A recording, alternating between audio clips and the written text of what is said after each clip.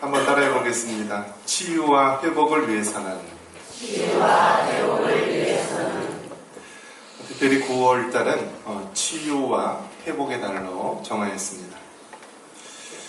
요즘 현대인들은 각종 정신질환과 또 많은 질환으로 고통받는 시대입니다. 참 아이러니하게도 경제와 과학과 모든 것은 계속해서 발전을 함에도 불구하고 우리 삶의 만족도, 행복도는 점점 떨어지고 있습니다.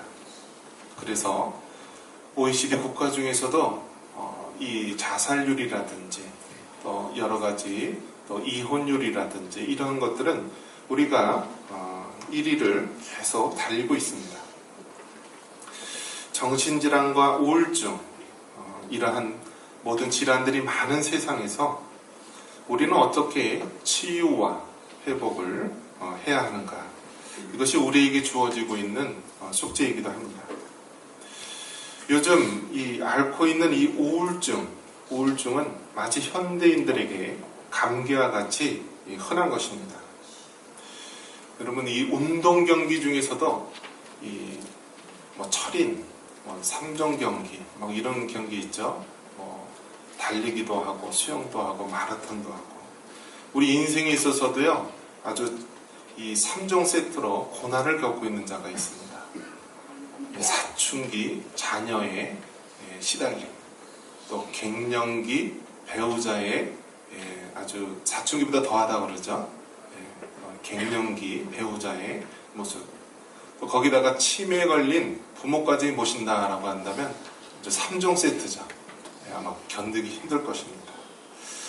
어쨌든 이 현대인들은 굉장히 많은 스트레스를 받고 또 그로 인하여서 많은 정신적인 질환과 또 어려움을 겪습니다. 갱년기 여성, 스트레스를 받는 20, 30대 사람들. 그래서 이 우울증에 걸리는 사람이 얼마나 될까?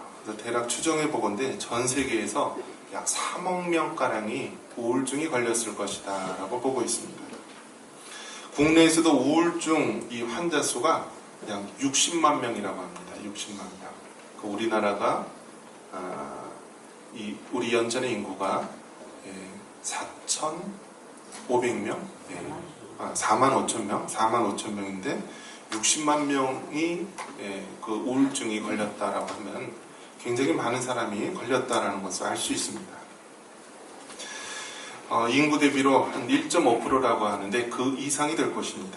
그리고 누구나 감기와 같이 한 번쯤은 다 왔다 가는 그러한 질환이기도 합니다. 증상으로는 무기력감을 느낍니다. 아무것도 하고 싶지 않다. 그리고 식사 같은 것도 식사를 아예 안 하든지 아니면 폭식을 하게 됩니다. 또 수면, 잠자는 것도 아주 잠만 자든지 아니면 잠을 전혀 자지 못하는 불면증에 시달리든지 이렇게 극과 극을 달립니다. 학업이나 업무에 있어서도 전혀 집중하지 못하고 있습니다. 그리고 불안 증세, 집중력 저하, 또 여러 가지 인지기능 저하, 이러한 것들이 바로 우울증인데요. 이러한 것들이 심해지면은 그래서 자살하는 경우가 많이 있습니다. 과거에는 이제 난방 설비를 할 때 주로 이제 연탄을 사용했죠. 연탄이 꺼지면 무엇으로 사용했죠? 번개탄을 했잖아요. 번개탄. 그러니까 번개탄을 붙여서 연탄을 피웠는데요. 과거에는 살기 위해서 번개탄을 했는데요. 요즘에는 죽기 위해서 번개탄을 핍니다. 그래서 너무나 요즘에는 이 좋은 정보인지 나쁜 정보인지 이런 것들이 정보가 발달되어 있으니까 어떻게 하면 고통 없이 쉽게 가더라 하면서 차 안에서도 번개탄 피고 방 안에서도 번개탄 피고 그러면서 이 우울증이 심해하다가 나중에는 극단적인 선택을 하는 경우가 많이 있습니다. 그런 면에서 누구나 올 수 있는 이 영적인 감기, 이 우울증, 이러한 질환 속에서 우리가 과연 치유와 회복을 위해서는 어떻게 해야 하는가라는 것입니다. 한번 따라해 보겠습니다. 속 사람을 성령의 능력으로 강건하게 하라. 우리 16절 한번 읽겠습니다. 그의 영광의 풍성함을 따라 그의 성령으로 말미암아 너희 속사람을 능력으로 강건하게 하시오며.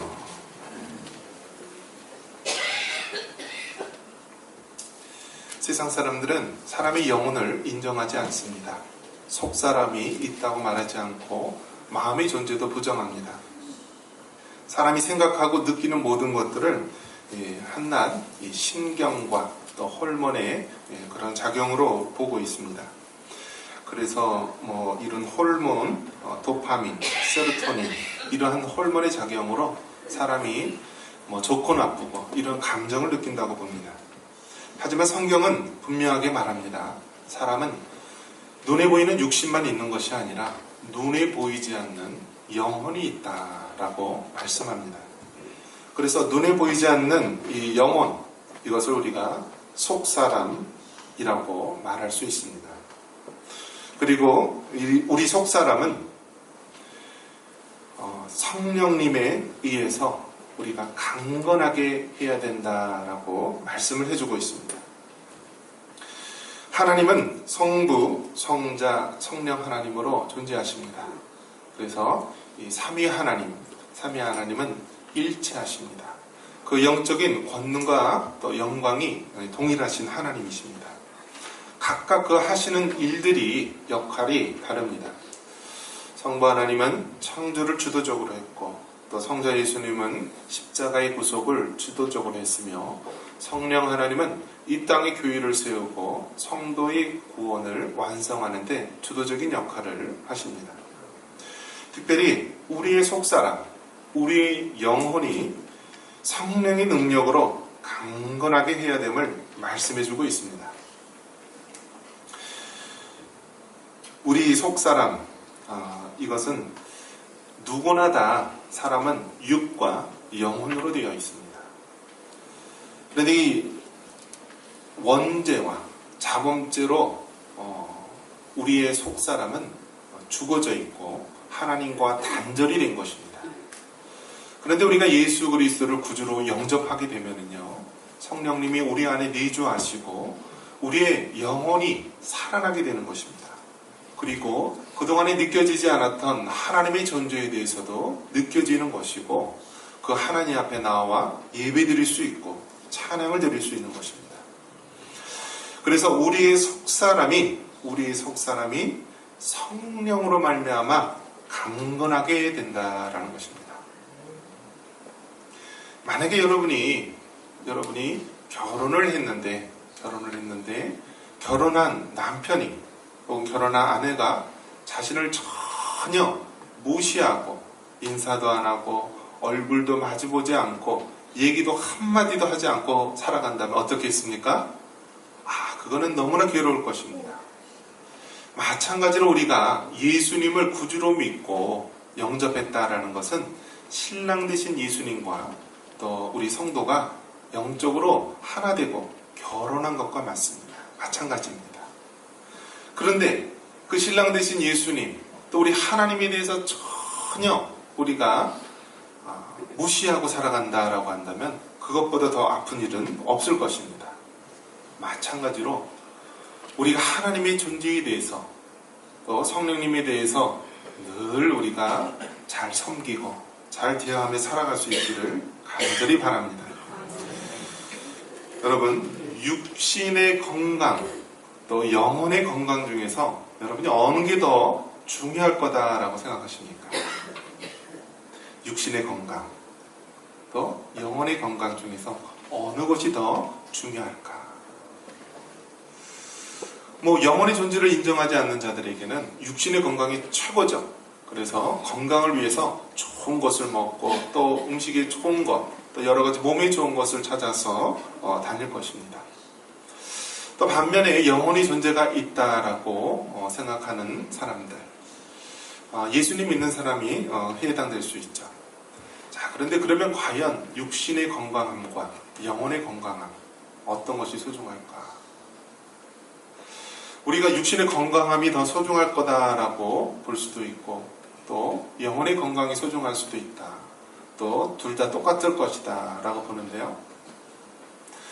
중요한 것은요, 육신이 연약한 자랄지라도 영혼이 건강한 사람은요, 그 사람은 이 주변의 사람들에게 행복을 줄 수가 있습니다. 반면에 육신은 건강하지만 영혼이 병들어서 그러한 자들은 주변의 사람들에게 해가 되고요, 또 악한 일을 저지르게 됩니다. 얼마 전에 그 초등학교 2학년 납치를 해서 유괴를 해서 살인을 하고 또 시체를 분해해서 했던 극악한 일들이 생겨났는데요. 그 범죄를 저지른 자들은 다름 아닌 여자였습니다. 그리고 한 명은 미성년자, 아직 만 17세, 또 한 명은 18세. 그래서 법원에서는 구형으로 이제 미성년자인 자에게는 최고형인 이제 20년형, 그리고 미성년자를 각 벗어난 사람에게는 이제 무기징역을 구형을 했었는데요. 생각해 보십시오. 겉으로 보면은요, 너무나 말짱합니다. 얼굴도 반질반질하고 정말 전혀 부족함이 없는 그런 밝고 명랑한 그러한 소녀인데요. 어떻게 그렇게 악마 같은 일을 저지를 수 있었을까? 그것은 영혼이 병들었기 때문입니다. 그러니까 영혼이 병들었다. 세상 사람들은 영혼의 존재를 인정하지 않으니까 그것을 어떻게 설명해야 될지 몰라서 그것을 뭐 사이코패스라느니 또 여러 가지 정신적인 질환이라느니 그렇게 이야기를 합니다. 근데 우리는 영혼의 존재를 인정하기 때문에 그 영혼이 병들었고 이 병든 영혼에 악한 영, 사탄이 바로 역사했기 때문에 그런 악한 범죄를 저지른 것입니다. 또 우리를 극악하게 만드는 것이 무엇입니까? 그들은 동성애지간입니다. 동성애자. 1970년대 미국에서는 동성애를 정신적인 질환으로 했지만 그 동성애자들이 데모를 하고 법을 바꿔서 이제는 동성애가 정신질환이라는 이 병명에서 빠져나오게 되었고요. 오히려 이제는 동성애자가 정신적인 문제가 있다라고 하면은 죄를 묻는 시대가 되었습니다. 이처럼 육신은 건강하지만 영혼이 병든 사람은 주변에 있는 많은 사람들을 바로 해롭게 하는 것입니다. 오늘 성경은 말하고 있습니다. 우리 속사람이 성령의 능력으로 강건하게 해야 된다. 우리가 육신만 건강하고 영혼이 병들면은 사회에 악이 되는 것이고 다른 사람에게 해를 끼치는 것입니다. 그래서 우리가 예수님을 구주로 믿은 이후에는 성령님께서 우리 안에 내주해 계시고요. 그 성령님께서 우리를 자라나게 하시고 또 우리가 마침내 강건한 모습으로 세워지게 되는 것입니다. 그래서 성경 말씀을 보면 요한 3서 1장 2절에 보면 사랑하는 자여 내 영혼이 잘된 같이 내가 범사에 잘되고 강건하기를 내가 간구하노라 라는 말씀이 있습니다. 순복음교회에서 참 이렇게 많이 인용하는 구절인데요. 이 중에서 우리가 어느 하나만 강조하게 되면은 그건 건강하지 못한 상태가 됩니다. 내 영혼이 잘된 같이 우리 영혼이 구원을 받아야 됩니다. 또 범사에 잘되고 이 땅에서 하는 사업이 잘 돼야 되겠죠. 그리고 강건하기를 우리가 육체적으로도 병들지 않고 영혼과 육신과 이 땅의 삶이 우리가 모두 건강해야 될 줄 믿습니다. 다음으로 우리 치유와 회복을 위해서는 어떻게 해야 됩니까? 믿음으로 그리스도께서 마음에 계시게 해야 한다라고 말씀합니다. 우리 17절 한번 같이 한번 읽습니다. 믿음으로 말미암아 그리스도께서 너희 마음에 계시게 하시었고 너희가 사랑 가운데서 뿌리가 박히고 터가 굳어져서. 아멘. 농사를 하다 보면은 처음에는 씨가 뿌린 것이 잘 자랐는지 안 자랐는지 모릅니다. 또 그 나무가 어떻게 되는지 처음에는 잘 모르는데요. 분명한 것은요, 나무는 이 뿌리가 땅에 잘 박히지 않고 또 이 터가 굳어져 있지 않으면은 곧 말라 죽게 되고 열매를 거두지 못한다라는 사실입니다. 마찬가지로 우리 신앙에 있어서도요, 우리 믿음의 뿌리를 내려야 됩니다. 그리고 그 터가 굳어져서 흔들림이 없어야 합니다. 만약에 어떤 사람이 우리 믿음의 터를 우리가 단지 이 땅의 건강과 또 물질의 축복, 또 세상적인 부귀로 우리가 터를 세운다라고 한다면 그것이 무너져 버리면은 믿음도 잃어버리고 모든 것을 잃어버립니다. 하지만 우리 그 믿음의 터를요, 그리스도 위에 세우게 된다라고 한다면 그 사람은 흔들림 없는 하나님의 사람이 될 줄 믿습니다. 그래서 오늘 성경 말씀에 보면은 믿음으로 말미암아 그리스도께서 너희 마음에 계시게 하시었고 라고 말합니다. 이 말씀은 우리가 믿음으로 그리스도를 늘 우리 마음에 모시며 살아가야 되는 것입니다. 이것은 예수님을 믿지 않는 사람뿐만이 아니라 이미 예수님을 믿은 사람이 늘 날마다 그리스도께서 우리 안에 계시다라는 것을 우리가 고백하며 살아가야 되는 것입니다. 그것이 우리가 뿌리가 박히고 터가 굳어지는 모습입니다.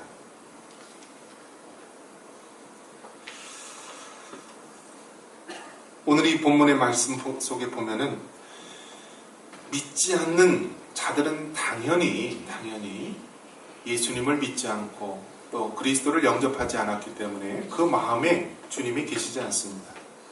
하지만 예수님을 믿는 자에게는 우리 주님이 계신데도 불구하고 우리가 깨닫지 못한다라고 한다면 그것은 안타까운 일입니다. 그래서 요한계시록 3장 20절에 보면은 볼지어다 내가 문 밖에 서서 두드리노니 누구든지 내 음성을 듣고 문을 열면 내가 그에게로 들어가 그로 더불어 먹고 그는 나와 더불어 먹으리라. 우리가 이 말씀을 안 믿는 자들을 위해서 하는 말씀인가라고도 볼 수 있지만 반면에 예수님을 이미 구주로 영접한 우리에게도 해당되는 말씀입니다. 우리가 예수님을 전혀 인정하지 않고 우리 마음속에 그리스도를 모시지 않고 살아간다라고 한다면 주님은 애타게 우리를 두드리면서 찾고 계시는 것입니다. 여러분, 참된 치유와 회복은 우리 마음속에 그리스도가 계심을 늘 우리가 믿고 우리가 고백하며 살아가는 삶인 줄 믿습니다. 그래서 성경은 말합니다. 고린도후서 13장 5절에 너희는 믿음 안에 있는가? 너희 자신을 시험하고 너희 자신을 확증하라. 예수 그리스도께서 너희 안에 계신 줄을 너희가 스스로 알지 못하느냐? 그렇지 않으면 너희는 버림받은 자니라. 한번 따라해 봅니다. 너희는 믿음 안에 있는가? 너희 자신을 시험하고 확증하라. 할렐루야. 여러분, 구원파 이단들은요, 처음 예수님을 구주로 믿었으면 다 끝났다라고 말합니다. 하지만 참된 하나님의 자녀들은요, 우리가 매일매일 매순간 우리 자신을 우리가 확증하고 또 굳건하게 해야 됩니다. 그래서 내가 정말 믿음 안에 있는가? 우리 자신을 시험하고요, 확증할 필요가 있는 것입니다. 다음으로 치유와 회복을 위해서는 어떻게 해야 됩니까? 따라해 봅니다. 그리스도의 사랑을 알라. 우리 18절 한번 같이 한번 읽습니다. 능히 모든 성도와 함께 지식에 넘치는 그리스도의 사랑을 알고. 여러분, 이 방황하는 자녀가 언제 부모에게 돌아오냐면요, 부모님의 사랑을 알 때 돌아오게 됩니다. 그리고 마찬가지로 신앙을 잃고 방황하는 자들이 하나님의 사랑, 우리 예수님의 사랑을 알게 되면요, 그 방황을 멈추고 돌아오게 되는 것입니다. 그래서 여러분, 진정한 변화는요, 사랑입니다. 하나님의 사랑을 알고 부모님의 사랑을 알고 또 나를 사랑해주는 사람의 사랑을 우리가 깨닫게 되면요, 우리가 변화될 수 있고 우리가 돌아오게 되는 것입니다. 마지막 때가 되면은 사랑이 식어지고 사랑이 없다라고 말합니다. 오늘날 각 가정마다 짐승들, 개들은 그렇게 키우고 사랑하면서 정작 이 땅에 많은 사람들이 굶어 죽고 병들어 죽고 고통받는 사람에 대해서는 냉담한 시대가 되었습니다.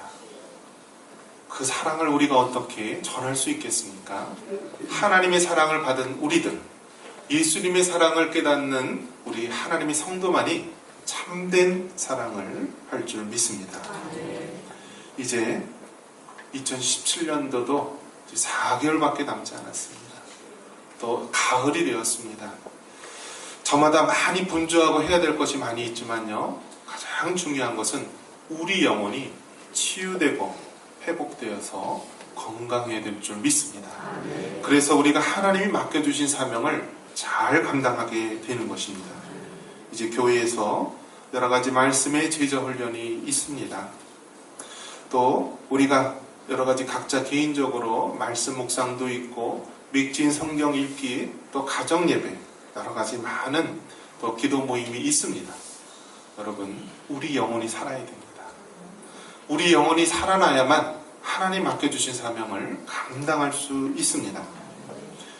치유와 회복을 경험하는 이 가을, 우리 모든 성도들 되시기를 주님의 이름으로 축원합니다.